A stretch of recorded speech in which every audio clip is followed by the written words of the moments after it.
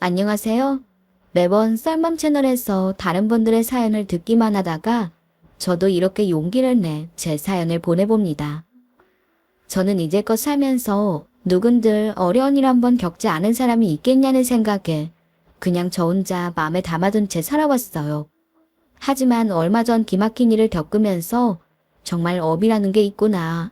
악업을 쌓으면 반드시 대가를 치르는 거라는 걸 알게 되었네요. 지금부터 여러분들께 제가 어떤 일을 겪었고 그 대가가 어떻게 돌아왔는지 이야기해 드릴게요. 저희 부모님은 재산이 상당히 많으셨습니다. 그렇다고 무슨 재벌쯤 되는 수준은 아니었지만 빌딩만 5채였고 아파트도 3채나 있었으니 제법 부유한 편이었죠. 두 분이 자주 성가하신 건 아니고 할아버지 때부터 부자셨다고 하더라고요. 할아버지가 노예를 키우던 땅이 개발되면서 큰 돈을 버셨고 부모님은 그렇게 물려받은 돈을 잘 활용해서 더 불리신 거죠. 덕분에 저는 무척 유복한 어린 시절을 보냈고 무사히 대학을 졸업한 끝에 취직도 하게 되었습니다. 아버지는 괜히 다른 사람 회사에 들어가지 말고 차라리 사업을 하라고 하셨지만 저는 사업을 하려고 해도 최소한의 사회 경험은 필요하다고 생각했어요. 성인이 되어서까지 부모님께 손 벌리고 싶지도 않았고요. 그래서 돈도 벌고 일도 배우기 위해서 회사에 취업을 하게 되었습니다. 그렇게 몇 년인가 일하고 30이 되기 전에 남자를 만나 결혼도 하게 되었습니다.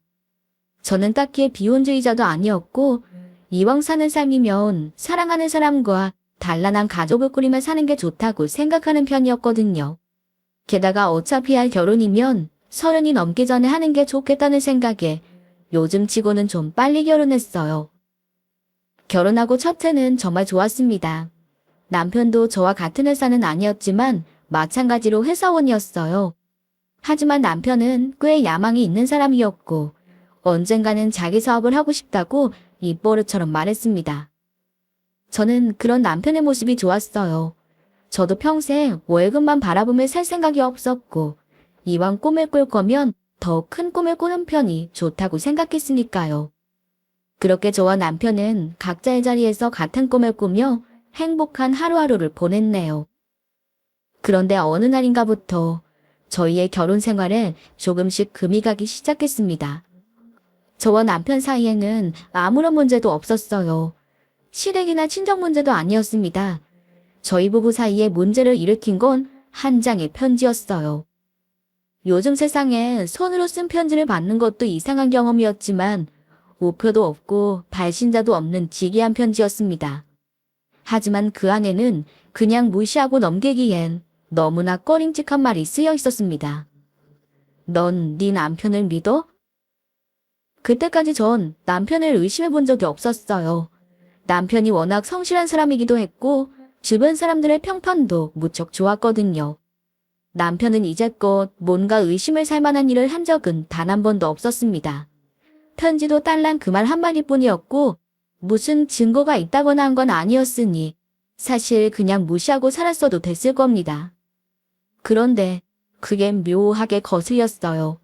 밑도 끝도 없이 제 남편을 믿냐고 묻는 것도 이상했고 도대체 누가 왜 그런 짓을 했는지도 너무나 궁금했습니다.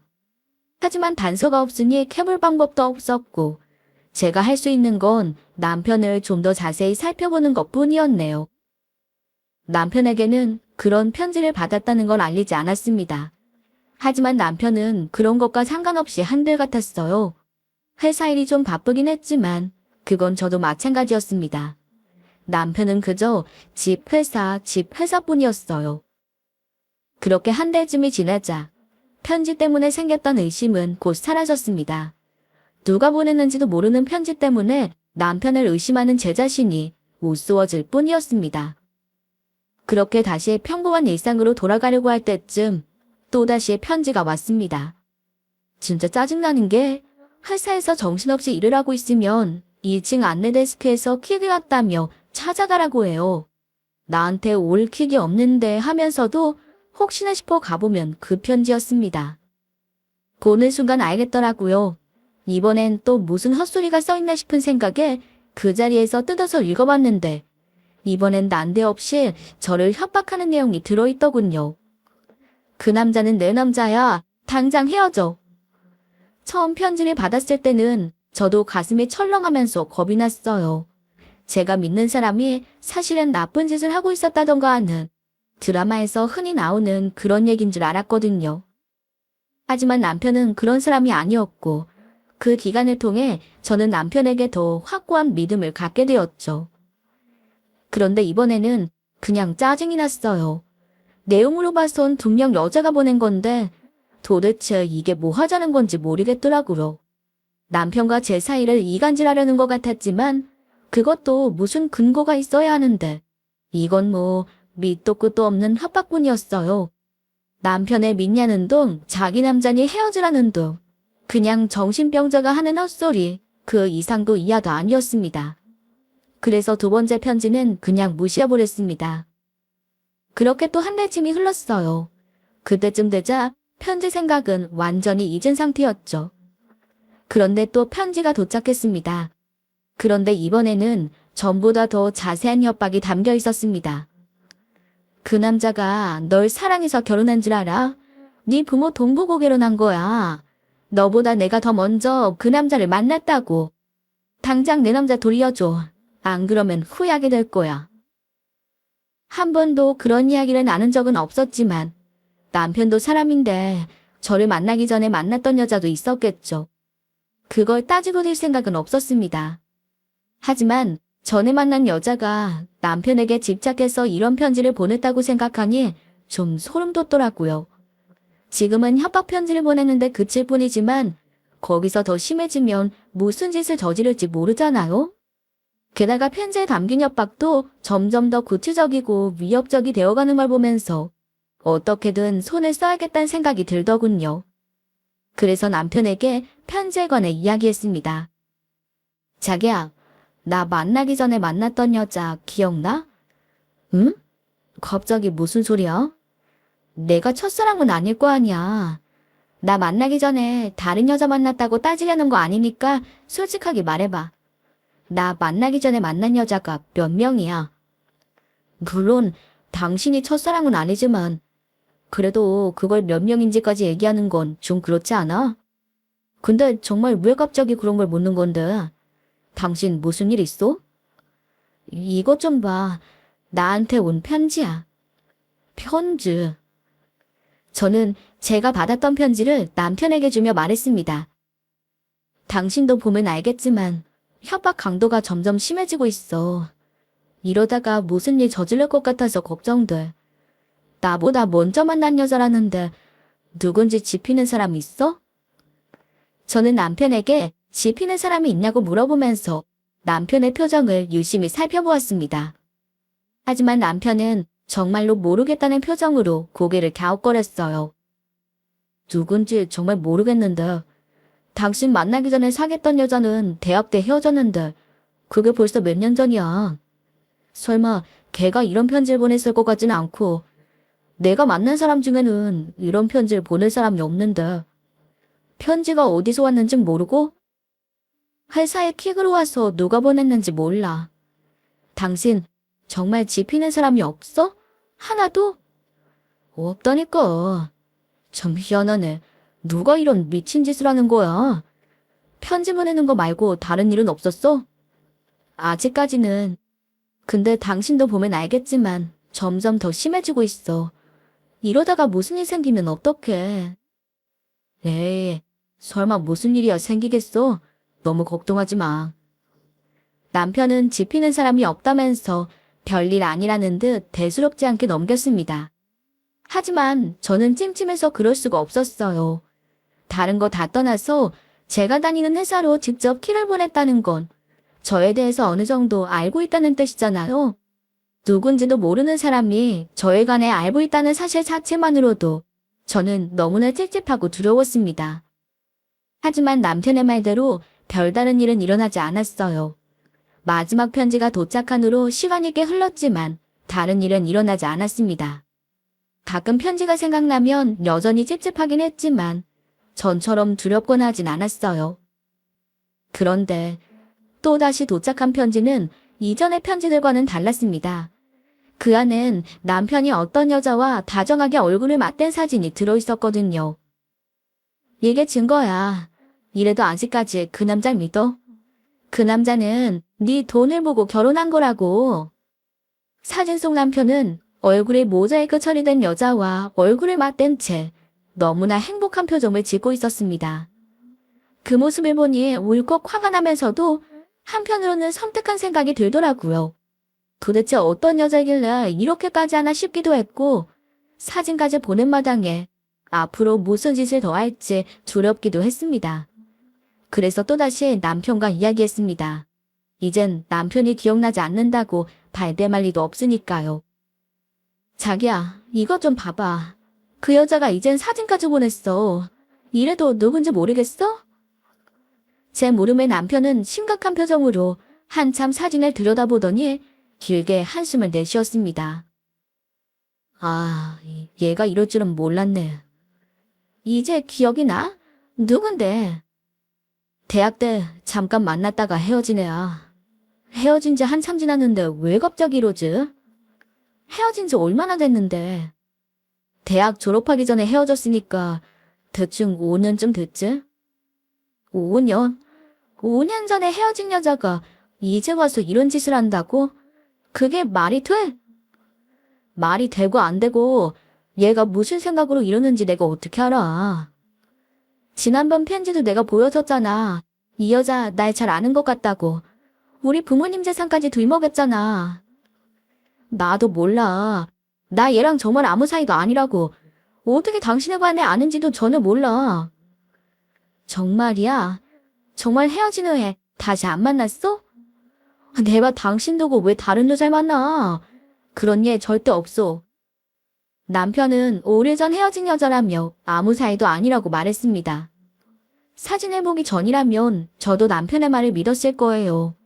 하지만 사진 속 남편은 5년 전의 모습이라기엔 지금과 너무 비슷했고 옷차림도 예전 옷차림이 아니었습니다.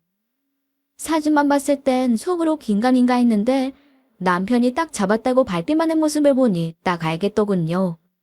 여자의 감이라는 게 있잖아요. 남편은 절대 아니라고 이야기했지만 저는 그런 남편의 태도가 더 의심스러웠습니다.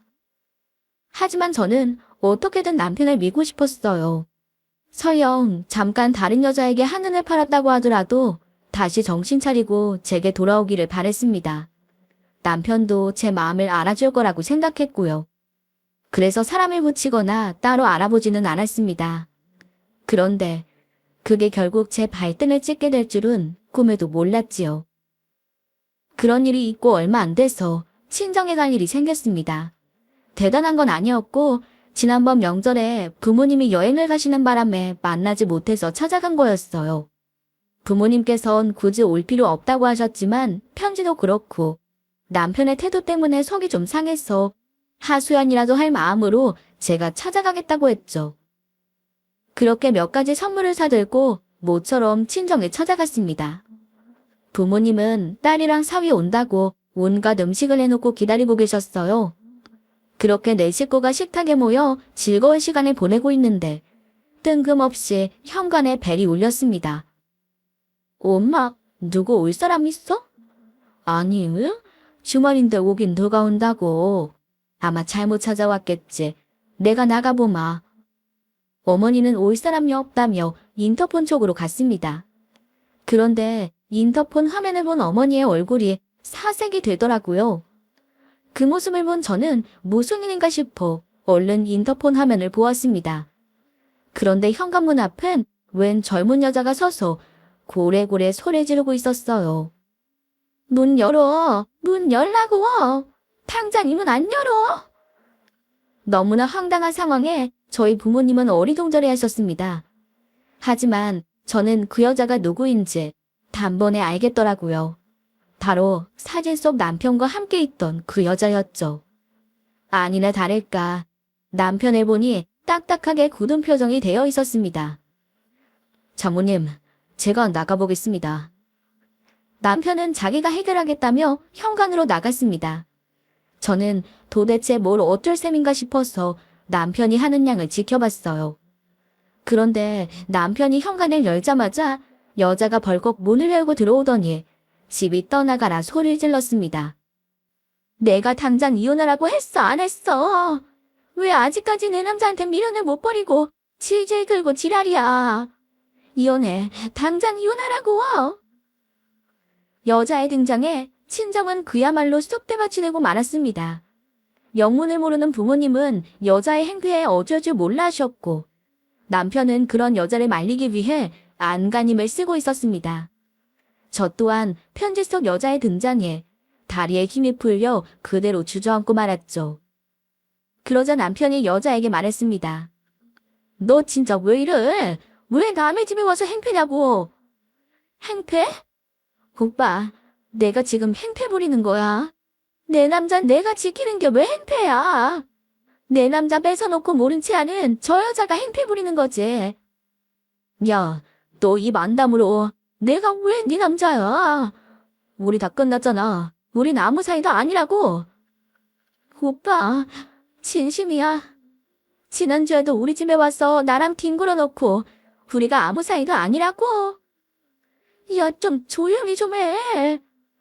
내가 왜 조용히 해야 돼? 내가 뭐 거짓말했어?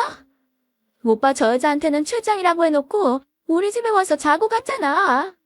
그런데 우리가 아무 사이도 아니라고? 정말 우리가 아무 사이도 아니야. 여자의 말에 저는 망치로 머리를 맞은 것 같은 충격을 받았습니다. 여자 말대로 남편이 그 전주말에 출장이라고 집에 없었거든요. 그제야 저는 현실을 받아들이게 됐습니다. 남편은 불륜을 저지르고 있었던 거죠. 당신, 저 여자 말이 사실이야? 지난 주말에 저 여자네 집에 있었어? 여보, 지금 이 여자 말을 믿어? 딱 봐도 미친 여자잖아. 이런 여자 말을 왜 믿어? 상황에 그 지경이 되었는데도 남편은 절대 아니라고 끝까지 잡아댔습니다. 솔직히 더 들어볼 필요도 없었지만 대꾸할 힘이 없어서 말도 못하고 있었어요. 그러자 여자가 또다시 고래고래 소리를 질렀습니다. 내가 미쳤다고? 내가 미친이라고? 지 남편이 다른 여자랑 놀아나는 줄도 모르고 저러고 주저앉아 있는 저 여자가 이제. 오빠, 나 이제 기다릴 만큼 기다렸어. 소꿉장난 그만하고 얼른 이혼해. 야, 내가 왜 이혼을 해? 왜 이혼하긴? 내가 네 가졌으니까 나랑 살아야지. 뭐라고? 왜? 못 믿겠어? 못 믿겠으면 이거 봐.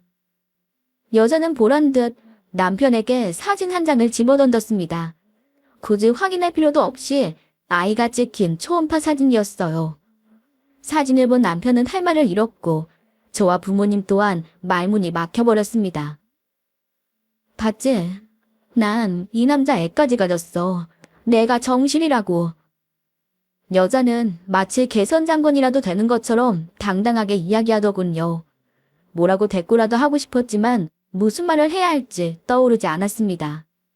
어머니는 어찌나 충격을 받으셨는지 그 자리에 주저앉아 멍하니 천장만 바라보셨죠. 그렇게 저의 첫 결혼은 엉망진창으로 끝나고 말았습니다.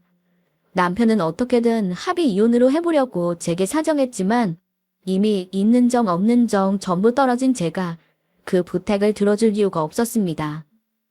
제가 구할 수 있는 가장 유능한 변호사를 구해서 남편에게는 이혼 소송을, 여자에게는 상간녀 소송을 걸었고 그 짐승들에게 뜯어낼 수 있는 최대한의 위자료를 뜯어냈습니다. 하지만 소송이 끝나고 재판에서 승소했는데도 마음에 뚫린 구멍은 메워지지 않았어요. 재판 과정에서 제가 모르던 사실이 너무나 많이 밝혀졌기 때문입니다. 그토록 믿었던 남편은 사실 결혼하기 전부터 상간녀를 만나고 있었더군요. 상간녀 소송에서 여자는 자기는 불륜을 저지른 게 아니고 오히려 먼저 만나고 있었다며 증거를 제출한 덕에 알게 되었습니다. 남편은 상간녀와 만나면서 동시에 저를 만났고 저희 부모님에게 재산이 많다는 것을 알게 되자 저와 결혼한 것이었습니다. 그럴 거였으면 그 여자와의 인연이라도 끊을 것이지. 저와 결혼한 후에도 저 모르게 수시로 상간녀의 집에 드나들었더라고요. 그러자 제게 남자를 빼앗겠다고 생각한 상간녀가 협박 편지를 보냈던 겁니다. 모든 사실을 알게 되고 저는 무너졌습니다. 이제 인간 자체를 도저히 믿을 수가 없었어요. 드라마에서나 볼 법한 일을 직접 겪고 나니 도무지 전처럼 밖에 나가고 사람을 만날 자신이 없어져 버렸습니다. 결국 저는 다니던 회사를 그만두고 다시 친정으로 돌아올 수밖에 없었죠. 당시의 심리적 충격을 극복하기까지는 참 오랜 시간이 걸렸습니다. 처음에는 숨 쉬는 것조차 고통스러워서 이불을 뒤집어 쓴 채 눈물만 흘렸어요. 그런 저를 보고 부모님이 참 많이 걱정하셨죠. 그걸 알면서도 저는 쉽사리 상처를 극복하지 못했습니다. 그런 상태가 거의 1년쯤 갔습니다. 그렇게 눈물로 1년을 보내고 나니 그 인간들에게 복수하기 위해서라도 다시 일어서야겠다는 생각이 들더군요. 그건 일종의 오기였습니다. 봐라, 니들이 그런 짓을 했지만 난 다시 일어났다. 그런 생각이었습니다. 그래서 부모님께 부탁해서 심리치료를 받기 시작했고 또다시 1년쯤 흐른 후에는 어느 정도 심리적 안정을 찾을 수 있었죠. 그런데 사람 인연이라는 게 참 웃겨요. 제가 다시 일어섰는데 큰 도움을 주었던 정신과 의사 선생님이 지금은 제 남편이 되어 있거든요. 당시에 저는 심리적으로나 육체적으로나 많이 쇠약해져 있었는데 그런 저를 남편은 굳건하게 붙들어 주었습니다. 덕분에 그런 고통스러운 시간을 이겨내고 지금은 두 번째 남편과 행복한 생활을 하고 있습니다. 재작년에 태어난 아이는 온 집안 식구들의 이쁨을 독차지하고 있죠. 여기까지가 끝이었다면 전 아마 사연을 보내지 않았을 겁니다. 아픔은 누구에게나 찾아오고 제가 겪었던 아픔이 다른 분들보다 더 크다고 생각하진 않았으니까요. 그런데 얼마 전 도련님이 결혼할 사람이 생겼다며 상견례 자리에 나와줄 수 있겠냐고 묻더군요. 시부모님 두 분 모두 평범한 공무원이셨는데 두 아들을 모두 의사로 키우셨어요. 남편은 정신과 의사였고 도련님은 외과였죠. 안 그래도 나이는 점점 먹어가는데 결혼 이야기가 없다며 시부모님을 걱정하셨는데 결혼할 사람이 생겼다니 모두들 기뻐했습니다. 이미 시부모님께는 인사까지 드린 모양이더라고요. 도련님의 결혼은 집안의 경사이니 저 또한 기꺼운 마음으로 상견례 자리에 참석하게 되었습니다. 상견례 장소는 한식당이었는데 시부모님은 어찌나 마음이 급하셨는지 약속 시간보다 거의 30분을 일찍 도착해 계셨습니다. 저희 부부도 10분 일찍 도착했는데 벌써 와서 초조하게 기다리시더라고요.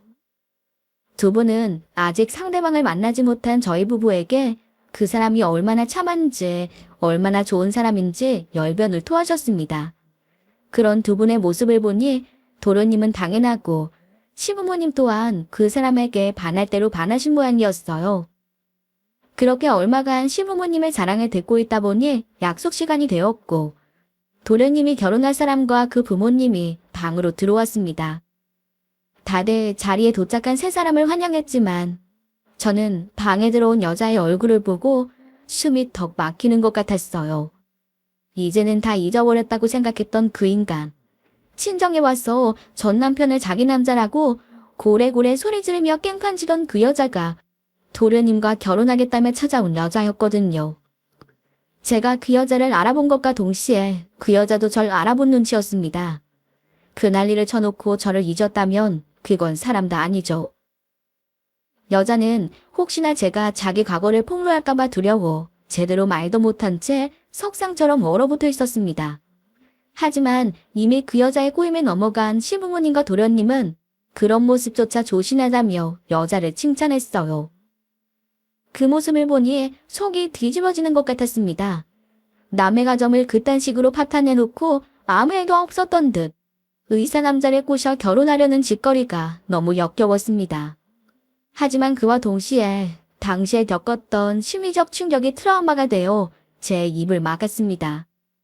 저 여자는 집안 파탄내는 막이라고 이 결혼은 절대로 하면 안 된다고 말하고 싶었지만 숨이 막히고 식은땀이 흘러 입을 열 수가 없었습니다. 그러자 제 상태를 눈치챈 남편이 저를 데리고 밖으로 나와주었죠. 괜찮아? 당신 왜 그래? 무슨 일 있어? 그 여자야.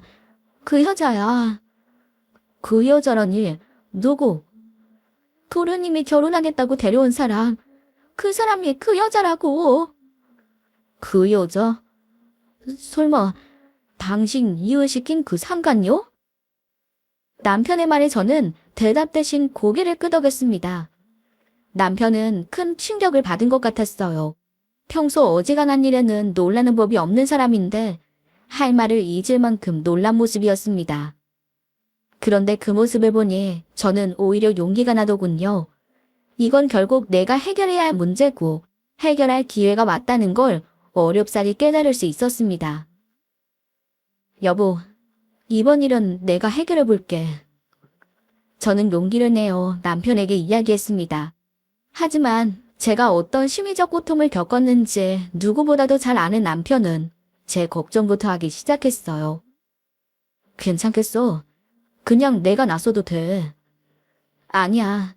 나도 언제까지 과거의 망령에 사로잡혀 살 수는 없어. 이번에 끝내야 돼.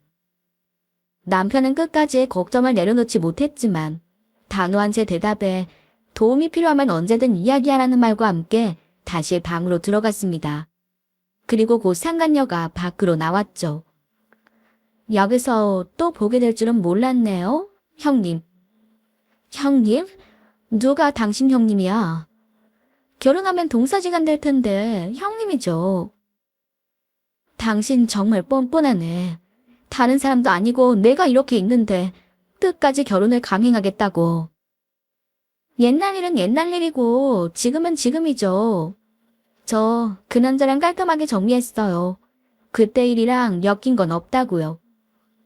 애는 임신했었다며. 에이, 그땐 그냥 질러본 거죠. 제가 그런 남자애를 왜 가져요? 뭐, 임신이 아니었어? 그럼 그때 그 초음파 사진은 뭐였어?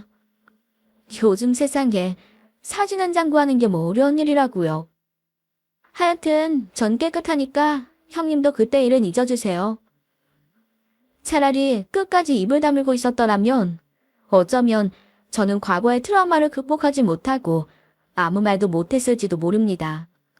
하지만 그 여자의 말을 들으니 이딴 쓰레기 같은 인간 때문에 고민하고 고통받았던 제 자신이 오히려 우스워지더군요.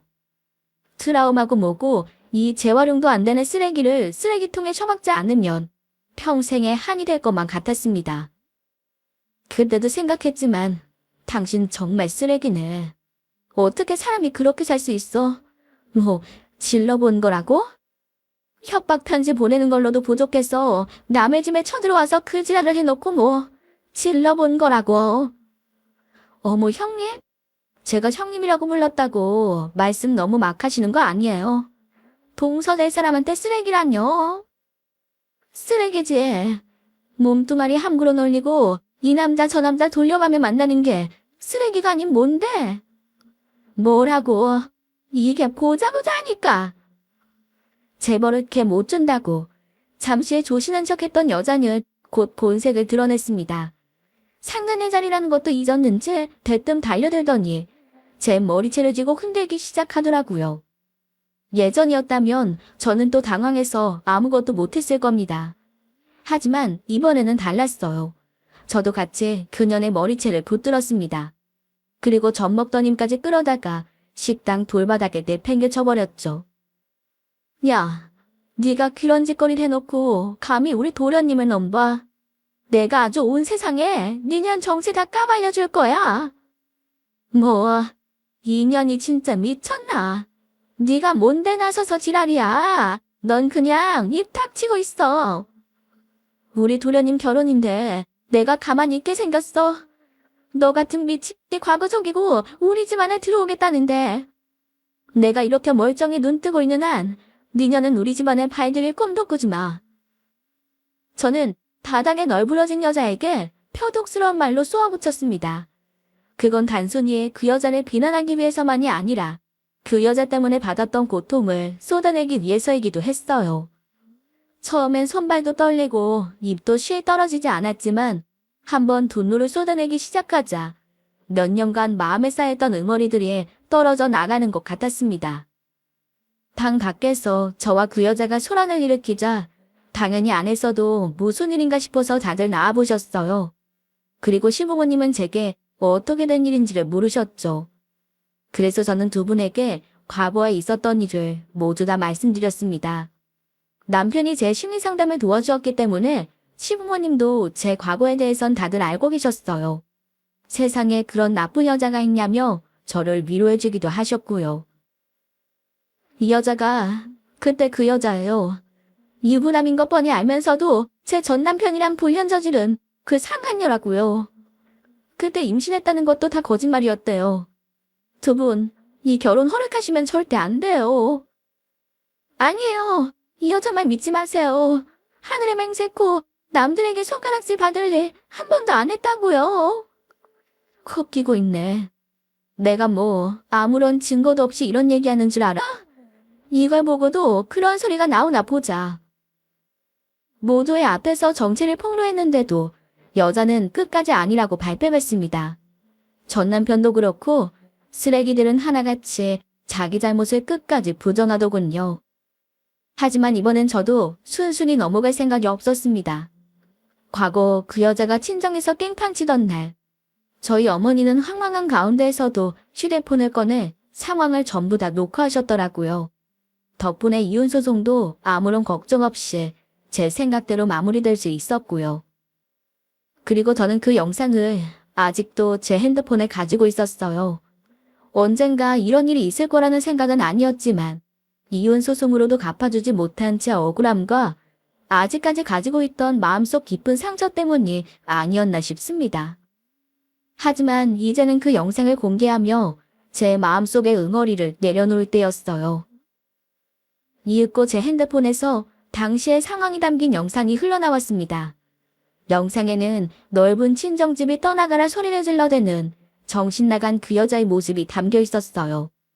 모두가 숨죽인 가운데 여자의 목소리가 울려 퍼졌습니다. 봤지? 난 이 남자 애까지 가졌어. 내가 정실이라고. 여자의 정체를 확인하게 된 시부모님은 너무나 큰 충격을 받으셨습니다. 저를 이혼하게 만든 여자가 마치 아무 일도 없었던 것처럼 과거를 세탁하고 도련님과 결혼하겠다고 나타났으니 얼마나 놀라셨겠어요. 도련님 또한 엄청난 충격을 받은 모습이었습니다. 그런데 그 자리에는 시댁 식구들보다 더 큰 충격을 받은 사람들이 있었어요. 그것은 바로 여자의 부모님이었습니다. 영상을 본 여자의 아버지는 휘청거리는 다리를 애써 부여잡으며 묻더군요.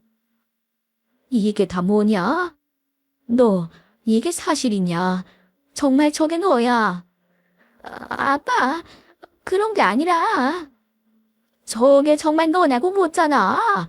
똑바로 말 안 해? 아빠, 저거 다 옛날 일이야. 그리고 나 임신 같은 거 안 했어. 내가 다 설명할게. 설명할 수 있어. 입 닥치지 못해. 딸 하나 있다고 오냐오냐 하면서 키웠더니 이 저딴 짓이나 하고 돌아다녀. 너 이리 와. 당장 이리 오지 못해? 아빠.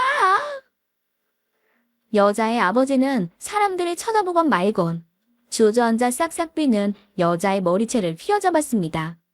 그러더니 옆에 있던 식가위를 집어들고는 그대로 여자의 머리를 싹둑싹둑 잘라버렸어요.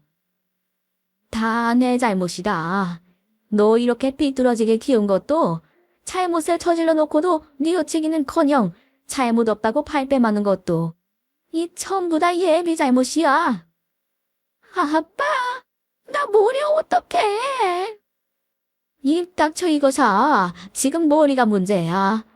내가 너 사람 만들지 못하면 죽어도는 못 갚는다. 당장 따라 나와. 여자의 아버지는 저희 식구에게 침통한 얼굴로 고개 숙여 사과하더니 뭉텅뭉텅 머리가 잘린 여자를 잡아 끌고 도망치듯 식당을 빠져나갔습니다. 저희 식구는 할 말이 없어 그저 멍하니 바라볼 수밖에 없었죠. 그 일이 있고 난 후 시부모님은 당시의 충격으로 한동안 잠을 못 이루셨습니다. 하지만 정신과 의사인 남편의 도움도 있었고 결혼식까지 가기 전에 끝난 것도 있어서 곧 극복하셨어요. 놀라운 건 의외로 도련님이 생각보다 빨리 털고 일어났다는 것이었습니다. 도련님은 한 번 실수했지만 두 번은 안 하겠다며 이젠 정말 신중하게 사람을 만나겠다고 하더군요. 그런데 그 모습이 여자 때문에 상처받은 모습으로 보이진 않았습니다. 그저 길 가다가 개똥 밟은 정도로 보였죠. 그 여자 때문에 상처받는 건 저 혼자로도 충분하니 그건 정말 다행이었네요. 나중에 이야기를 들어보니 여자를 끌고 사라진 부모님은 여자를 삭발시켜 절에 쳐넣었다고 하더군요. 그딴 식으로 살 거면 죽은 셈 칠 테니 제대로 정신 차리라는 뜻이라는데 남자라면 사족을 못 쓰는 그 여자가 절간에서 얼마나 버틸지 모르겠습니다. 사람이 하고 싶은 대로 다 하고 살 수는 없는 법입니다. 하물며 그게 남에게 해코지 하는 일이라면 더더욱 그렇겠죠. 모든 행위에는 대가가 따르는 법이고 그만한 잘못을 했으면 반드시 벌을 받게 된다는 걸 이번 일을 통해 다시 한번 깨닫게 되었네요. 지금까지 제 이야기 들어주셔서 대단히 감사합니다.